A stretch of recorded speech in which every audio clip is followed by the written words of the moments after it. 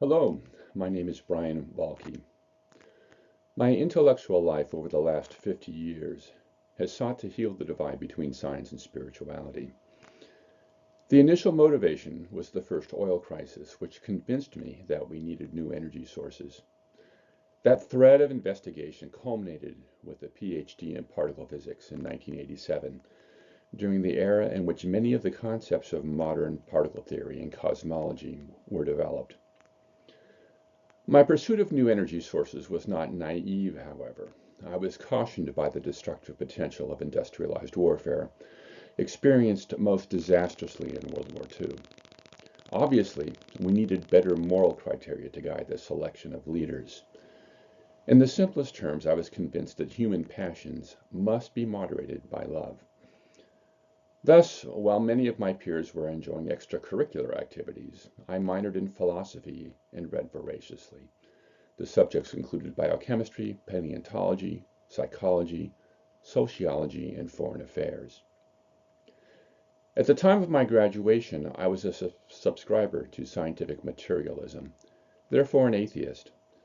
That worldview was shattered when I came into my spirituality following 9/11. I returned to the axioms of particle physics, looking for unexamined assumptions. The linchpin was the assumption that charge was inseparable from mass. Discarding this, I found myself imagining models of reality that progressed, not from 10 dimensions down to 3, as in current theory, but from a one-dimensional physics which is composed to produce physics in higher dimensions. Within these models, spirit, structures of information and energy independent of matter, were a natural byproduct. In this three-part lecture series, I am not going to produce a predictive theoretical model. There is much more to understand regarding the correspondence between the framework and established phenomenology. But that isn't my purpose. Rather, my purpose is to allow those that navigate spiritual experience to confidently assert their work, specifically organizing the resources necessary to survive the ecological calamity that we have created. Technology has allowed us to exploit the resources that were left in store for us to use in creating harmony in the biosphere. My dear collaborators, in the effort to nurture that harmony, you are not, after all, crazy to believe in gods. The subject matter here is deep, so we'll take it in 3 steps. In this lecture, we'll trace the human search for predictive explanations. In both spirituality and science, the search is now framed by abstractions that tend to obscure concrete realities. We'll identify 2 principles of physics that, when held up to scrutiny in the second lecture, begin to seem a little shaky. In the third lecture, I will offer a geometric parable that, while not mathematically rigorous, yet points to the possibility of understanding mass, a problem that is unsolved in modern particle theory.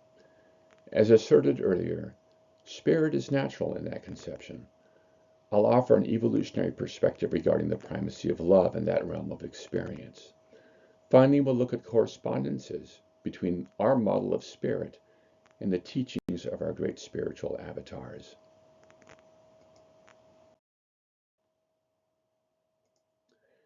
Humanity is blessed, I guess, with analytical intelligence. In application, that intelligence requires 2 steps. We first decompose our perceptions to identify objects whose properties we can abstract. We have balls that are circular, bouncy, and colored. The reduction to objects is followed by the development of models that, should objects interact, allow us to predict outcomes. Psychologically, these models are most satisfying when they unify our understanding. For example, gravity causes an apple to fall, but also orders the orbits of planets. When such unity is found, we assert that we understand why things happen. Our model becomes an explanation. In this section, I will survey the evolution of our explanations, which unfortunately has led to an irreconcilable divide between science and spirituality. Fortunately, we'll also see that the divide is rooted in navel-gazing, which may be subject to moderation. Before we start, let's understand why our explanations have diverged. From ancient times, this is encapsulated in the Gnostic question. Can the meaning of experience be discerned by the senses? The agnostic hardly responds yes. This comes with an emphasis on objective experience, or those phenomena that we can present to another's perception. Consequently, our discourse is reduced to the least common denominator of our perceptions. We may show our ball to our school chum, but we can't share the joy we felt when the star pitcher signed it. How, though, can we then explain why the ball is valuable to us? Though the filter was only asserted in the 19th century, a focus on objective experience leads inevitably to scientific materialism. In social policy, free market economics focuses on generation of profit, while ignoring the moral wounds inflicted in the drive for efficiency. In the individual, the bias for perception nurtures solipsism, with vacuous statements such as, "I love my work." Under examination, this will resolve as, "I feel best when working," or, to be honest, "I love myself." The phrasing, "I love my work," then becomes recognized as a rationalization for ignoring the consequences borne by those who must compensate for our self-indulgence. After all, isn't it objectively true that they would choose to do the same if they could? The Gnostic, resisting this reduction, denies that meaning is revealed by the senses. As written, the unfolding of reality is guided by a powerful purpose. When we align ourselves with that purpose, we move more efficiently through space and time. That grace manifests as spiritual influence. Obviously, this is inherently subjective. It is not what we do that controls outcomes, but the intentions that motivate us. In the public square, of course, any hypocrite can claim moral intentions. The truth of those claims, unfortunately, can be discerned only by those aligned with the cosmic purpose. Let's start our survey of explanations, then, in considering why such people are so rare. Apologizing, of course, for leading the agnostics to grit their teeth.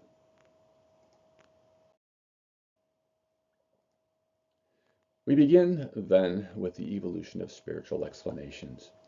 In framing the discussion, I offer this definition of spirituality: the negotiation of the boundaries between I and we. To the Gnostic dualist, this evokes body and spirit. To the agnostic materialist, it might be taken as a metaphor. For both, spirituality can be understood as the attempt to explain why we treat each other the way that we do. How does the statement frame our survey of spiritual explanations? Well, in that this negotiation is present not only in human relationships, but also in ecosystems. Predatory animals coordinate to capture prey. A tree flowers and spawns a forest. As we arose from the animal kingdom, spiritual explanations should naturally have begun as celebrations of the strengths of capstone species, whose fitness even in this day inspires human social strategies.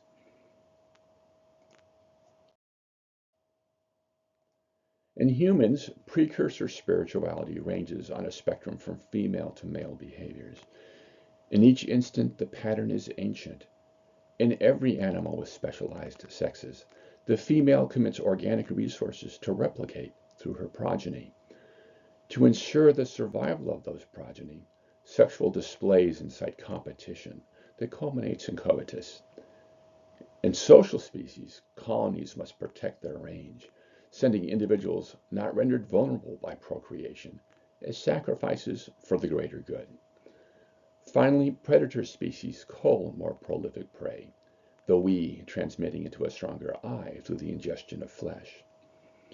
In human civilization, these dances between I and we have paradoxical nuance. The fetus remains organically united with mother until the constraints of the womb force birth. As physical independence is achieved, society drives psychological separation. Maturity is attained when separation is complete, which, for a devoted mother, may be a painful loss. Regarding sex, the availability of oral contraceptives and virility enhancers have upended the romantic norms of past generations. Intercourse, previously among the most hazardous acts for a fertile woman, is now a social activity dominated by middle-aged suitors. Marriages are bookended by prenuptials and child support orders. Frustrated, young men organize online as involuntary celibates or incels. The themes of precursor spirituality are evident in our earliest religious practices and explanations. That we have had only 10 millennia to corral these behaviors should caution us. The entraining forces, whether biochemical or spiritual, are difficult to tame. The evening news is dominated by the destructive outcomes generated by familial and ethnic preference, lust, sacrifice, and predation. We are differentiated from animals only in their kingdom. Such acts are unremarkable.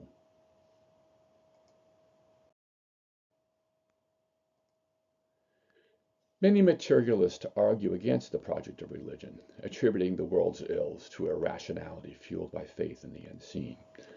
I hope that I might be allowed to assert, conversely, that religion attempts to manage the chaotic outcomes generated by precursor spirituality. In the brain, those impulses arise from the primitive centers.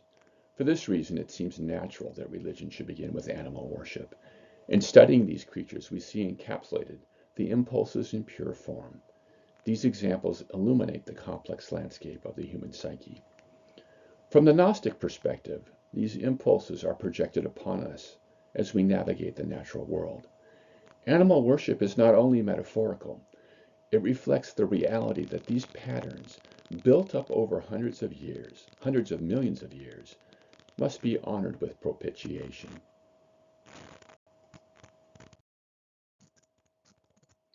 Of course, human intellect is a powerful asset in refining patterns. Through our brains, animals are understood. Over time, then, that association evolves towards balance.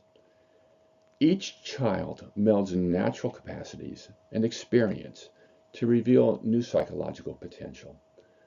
The rite of passage facilitates the projection of these potentials, sometimes revealed, as in North America, through visions of an animal guide, but also, as in Africa, through affiliation with ancestral patterns. In ancient Rome, the rite of Bacchus tested the mettle of future brides, who were subjected to deprivation and scourging to protect the weak from the agonies of childbirth. While in modern society our rituals, such as driving tests and graduations, bestow privileges, in ancient times the rituals tested survival. The youth confronts the reality that alone survival is not possible. The rite of passage forced the youth to surrender to mutuality. The community imposed the ritual to mitigate the risks inherent in granting privileges to inexperienced collaborators.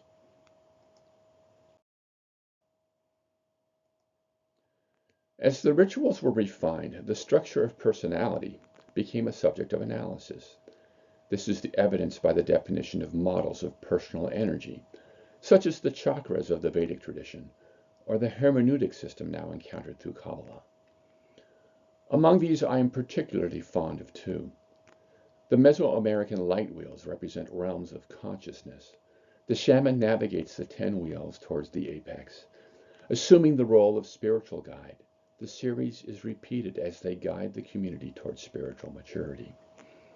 The Tibetan mandala celebrates feminine agency. The body contains 12 energy centers, each populated by a dakini. These dakinis were adopted by Gautama Buddha during his visits to the carnal fields, where the dead were left to rot. The fields were populated by female demons, who used flaying instruments to separate souls from corpses. Redeemed by gurus, these dakinis now serve to strip Buddhist acolytes of self-grasping. The successful acolyte is rewarded with access to a terma, a fragment of the Buddha's teaching. In our day, the framing of these practices tends towards fuzzy mysticism. We can discern, however, parallels with developmental psychology. Consider the chakras in the upper right. For the newborn, the path towards autonomy begins with learning to roll over, crawl, and walk, all actions initiated at the intersection between the legs and the hips. The second chakra in the groin pertains to the motivational priority given to pleasure and pain. Subsequently, the child is concerned with resource management, metabolic stability, and negotiating expectations, corresponding to the third through fifth chakras. With survival established, the sixth chakra turns to self-realization. Childhood patterns are reevaluated and adapted to adult responsibilities, an effort that culminates with social agency as the seventh chakra is activated. What is common to all of these systems is a process that allows the individual to escape the limits of cultural conditioning. Paradoxically, conception of these paths is possible only to those that surrender themselves in service to the community. Against the pressure of precursor spirituality, change appears possible only when we are united socially in our recognition that suffering is insupportable.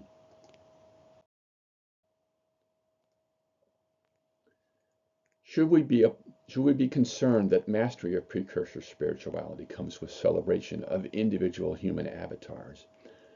Perhaps this is inevitable.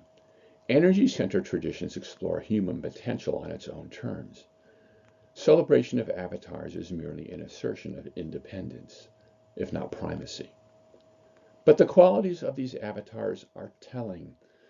Upon assuming responsibility for his morally challenged peers, Moses became a direct partner to Yahweh.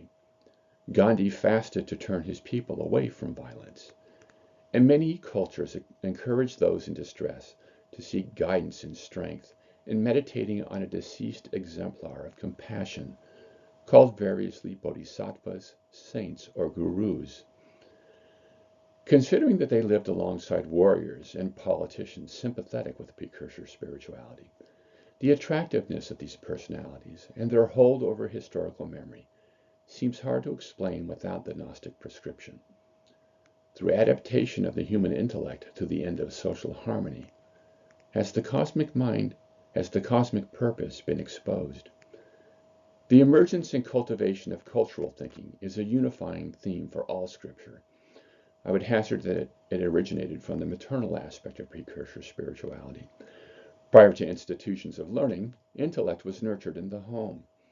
The subordination of men is implied by patriarchs in creation myths who, having imposed order, are regularly deposed by a son with mother's support.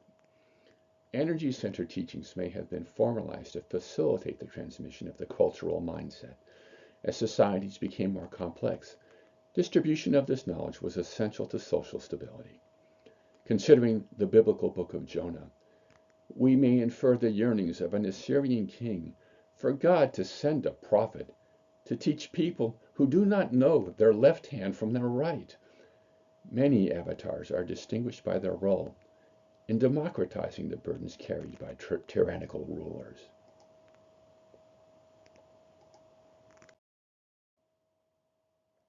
And thus we enter the final stage of spirituality, the cultivation of ideas that allow us to act cohesively under the impulse of personal desire. Nations are gods. Money is an abstraction that allows us to store power until we can satisfy our ambitions through support of creative effort by our peers.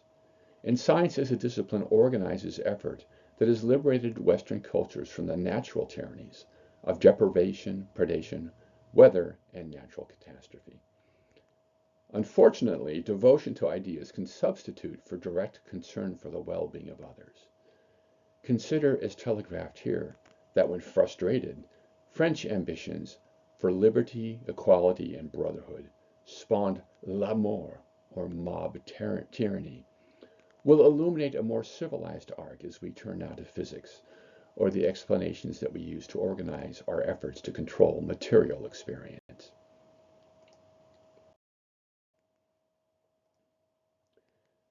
Freeman Dyson, in considering the qualities of living things, observed that more advanced creatures become progressively more susceptible to disruption. To first world citizens, this may seem a distant concern, until we remember how our last flu disabled us mentally. We live in the world of intellect, where imagination and intelligence allow us to anticipate outcomes, and thus to optimize performance. Our material vulnerability makes physics essential to the life of the mind. In our search for material security, it is natural to cultivate relationships with things that lack personality. Atoms obviously correspond, but we should also include the animals we breed as factories for protein and other raw materials.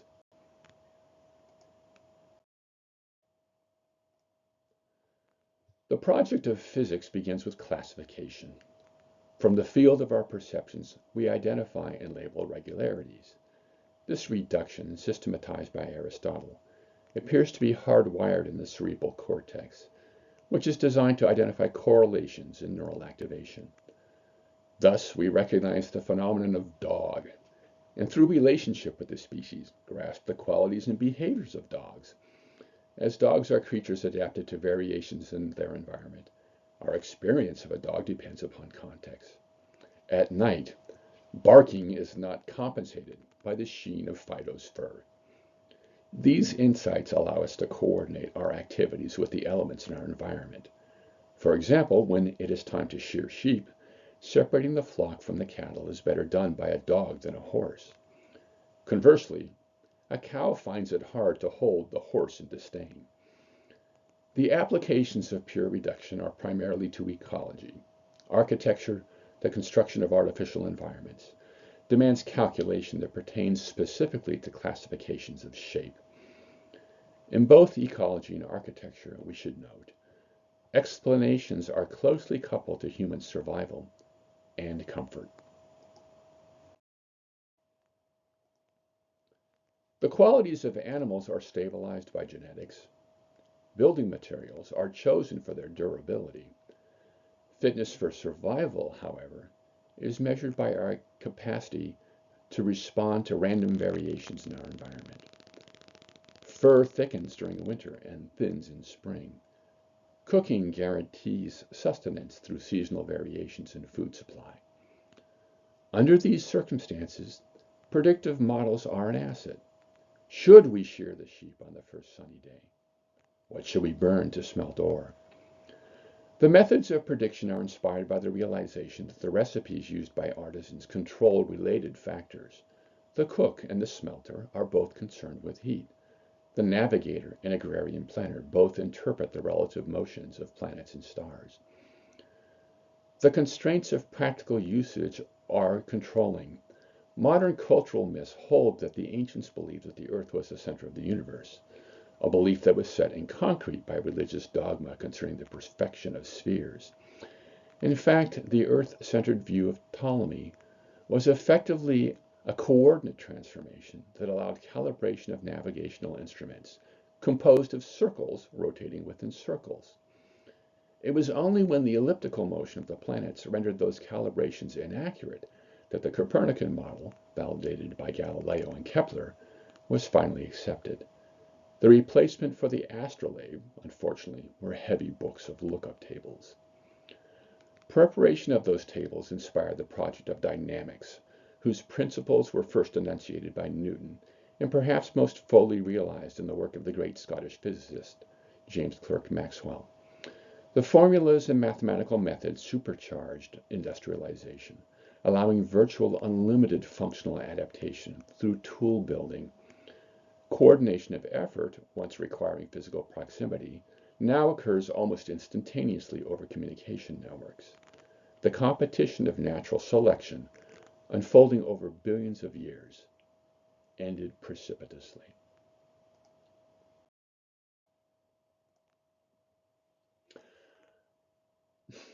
At the core of the physicist personality, and I can say this because I am one, is the neurotic need to ask why. With the important practical problems solved in the 19th century, what has inspired society to continue to fund that craving? Well, to be honest, because at the beginning of the 20th century, physicists taught us how to build really big bombs. In the aftermath of the Manhattan Project, theorists were corralled in research institutes, while accelerator physicists tried to determine whether something even more destructive was possible.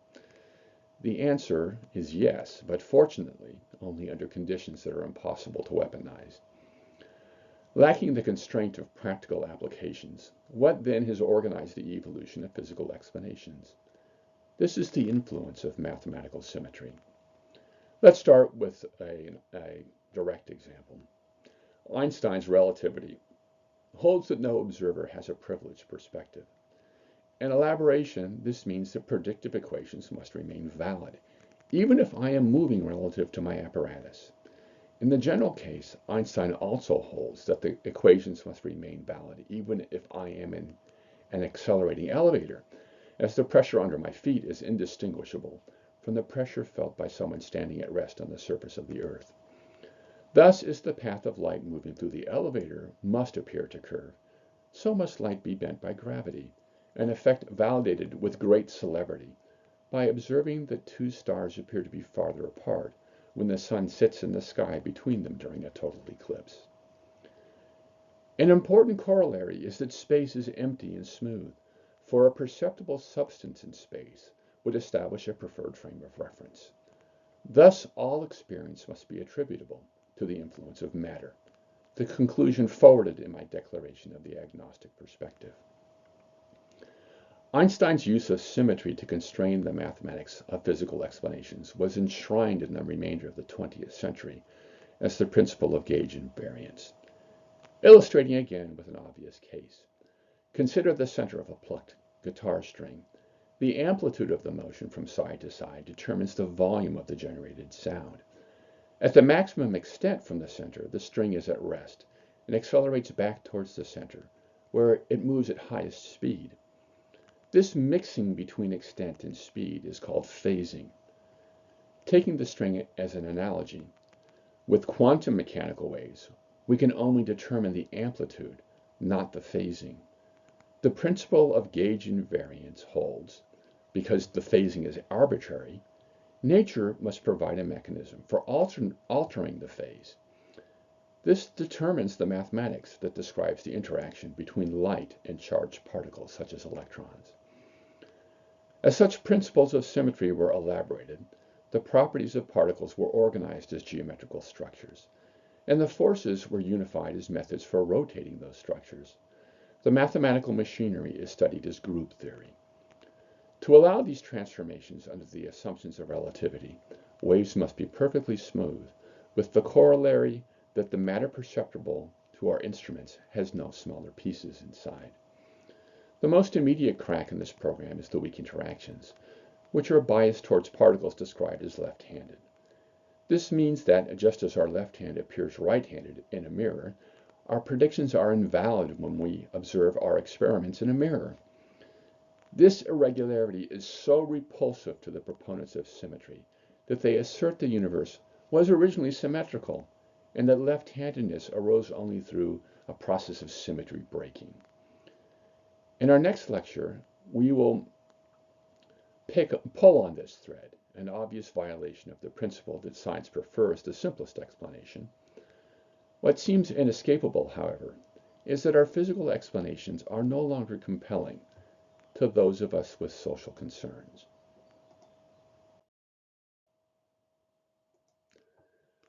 I will wrap up this survey of spiritual and physical explanations with the observation that, in the modern era, both are concerned with artificial constructs secured by political loyalties that trigger harsh reactions to criticism.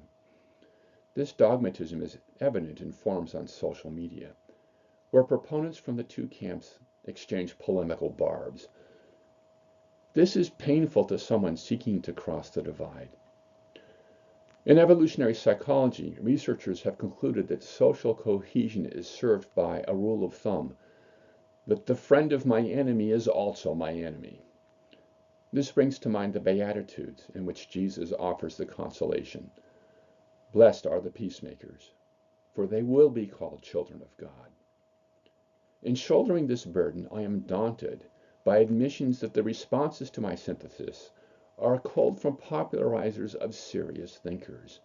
When I dig deeper to build common understanding, I am accused of relying on an AI engine, an assertion justified by the fact that I used Shift-Enter to compose my ideas as paragraphs, and do not answer directly to questions with a prejudicial framing. In this, I must mourn Turing's criteria for artificial intelligence. I have celebrated for you the impact of human intellect in freeing us from the natural tyrannies, an accomplishment that allows us to pursue collaborative self-expression. This is not simply the permutation of ideas, but an ambition constrained by careful evaluation of human impacts. Until the training of large language models is weighted by human consequences, I fear that we are destined to the fate of the builders of the Tower of Babel. Although in our context, this may be not just incoherence, but self-destruction. As regards today's discussion, I leave it to the listener to formulate their own analogies. Although, perhaps I may be forgiven a reminder that inescapable suffering is a precondition for spiritual evolution.